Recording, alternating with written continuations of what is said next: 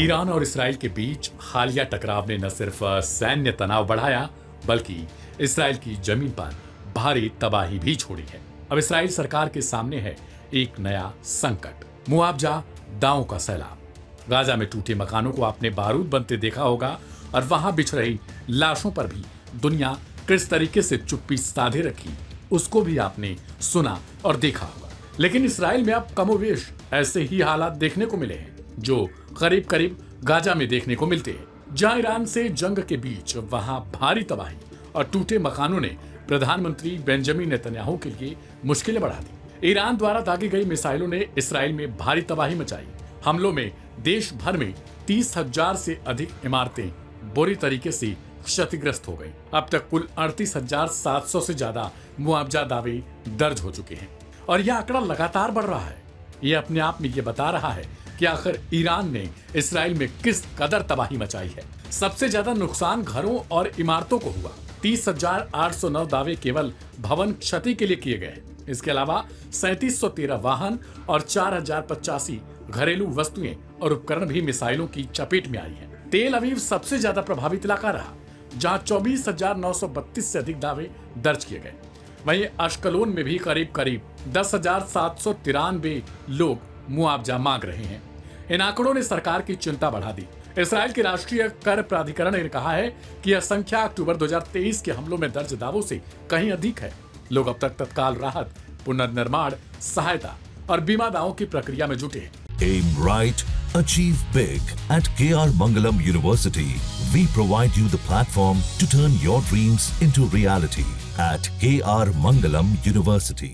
12 दिनों तक चले इस भयानक युद्ध में इसराइल के हमलों का ठीक वैसा ही जवाब ईरान ने भी दिया। ईरान ने ऑपरेशन 2 प्रॉमिस 3 चलाया और इसराइली शहरों को दहला डाला। इसराइल के तेल अवीव, हाइफा और बीर शेवा शहर को जबरदस्त नुकसान पहुंचा है। इसके अलावा इसराइल की कई प्रमुख इमारतों को तबाह कर डाला, जिसमें मोसाद हेडक्वार्टर, IDF हेडक्वार्टर, तेल अवीव स्टॉक एक्सचेंज और सोरोका मेडिकल सेंटर शामिल है। साथ ही हाइफा बंदरगाह, हाइफा नौसैनिक अड्डे और तेल रिफाइनरी को भी नुकसान पहुंचा है।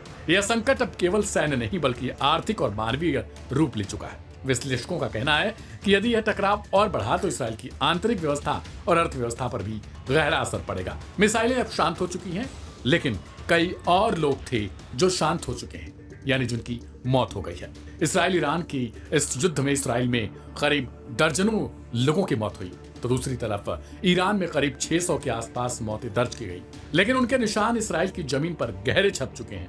आने वाले हफ्तों में सरकार को न सिर्फ सुरक्षा बल्कि राहत और पुनर्निर्माण की चुनौती से भी जूझना होगा।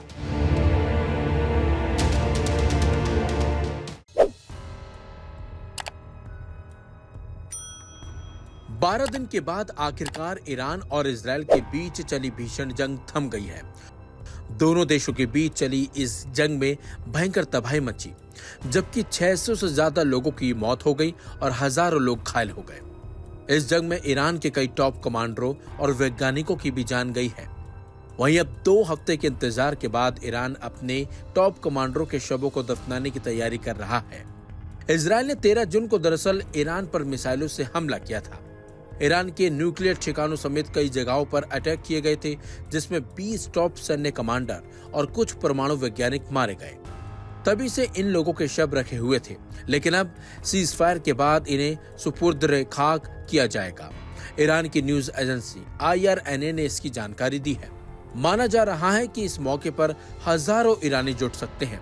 दरअसल ईरान पर किसी बड़ी शख्सियत के इजराइल या अन्य देश के हमले में मारे जाने के बाद भारी भीड़ जुटती रही है।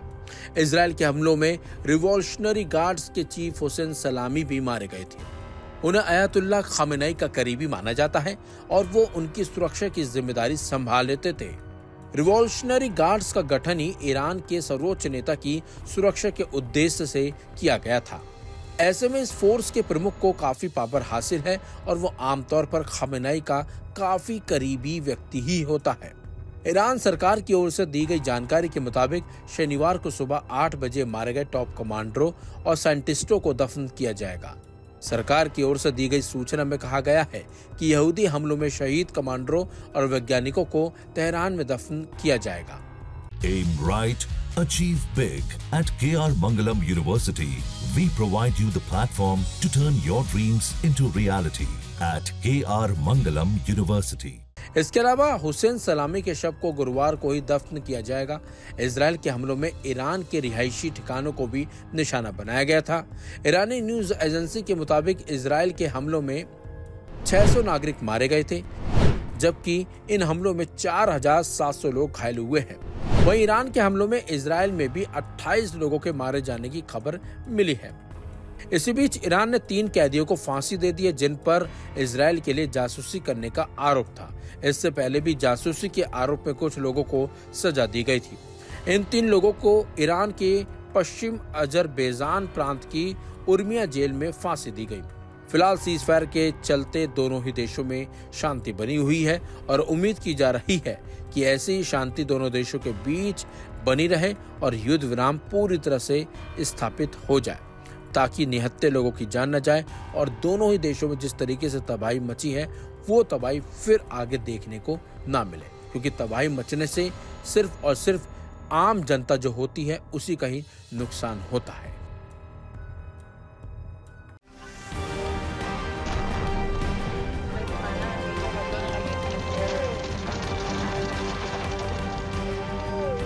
ईरान इजराइल के बीच चल रही जंग को लेकर अमेरिकी राष्ट्रपति ट्रंप ने तमाम दावे किए थे। दोनों ही देश युद्ध विराम को लेकर मान गए हैं, लेकिन ट्रंप के दावे उस समय फेल हो गए थे जब ईरान ने इजराइल पर हमला किया और इसके बदले में इजराइल ने भी ईरान पर हमला कर डाला था। यानी कि ट्रंप के ऐलान के कुछ घंटे बाद ही सीज फायर टूट गया था। ताजा हमले के बाद अमेरिकी राष्ट्रपति डोनाल्ड ट्रंप ने इजराइल के पीएम बेंजामिन नेतन्याहू को फोन करके ईरान पर हमला रोकने को कहा था। अल जजीरा की रिपोर्ट के मुताबिक नेतन्याहू ने ट्रंप से कहा, मैं हमला नहीं रोक सकता क्योंकि ईरान ने पहले सीज फायर का उल्लंघन किया और उसे जवाब देना जरूरी है। सीज फायर के उल्लंघन पर ट्रंप काफी नाराज भी दिखाई दिए। व्हाइट हाउस के साउथ लॉन में मीडिया से बात करते हुए अमेरिकी राष्ट्रपति का गुस्सा फूट पड़ा। ट्रंप ने कहा था कि मुझे नहीं पता कि दोनों देश क्या कर रहे हैं। मैं खास तौर से इजराइल से नाराज हूँ। मेरे युद्ध विराम के ऐलान करने के बाद इजराइल ने 1 घंटे के अंदर ही बम गिराए। मैं दोनों देशों से नाराज हूँ। इजराइल की कार्रवाई मुझे समझ नहीं आ रही। इस दौरान ट्रंप ने गुस्से में कुछ आपत्तिजनक शब्दों का इस्तेमाल भी किया। तो वहीं अमेरिकी राष्ट्रपति डोनाल्ड ट्रंप ने ईरान के साथ युद्ध विराम का उल्लंघन करने के लिए एक बार फिर इजराइल पर निशाना साधा है।